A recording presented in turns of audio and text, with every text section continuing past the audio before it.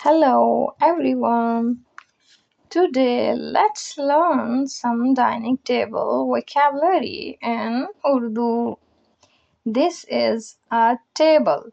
In Urdu we say maize. This is a chair. In Urdu we say kursi.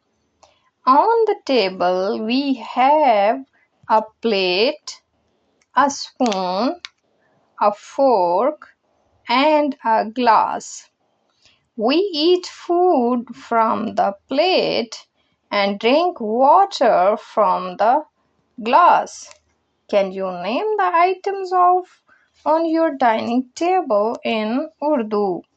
Follow me for more Urdu lessons, and if you would like to learn Urdu with me, send me a DM with the word Urdu.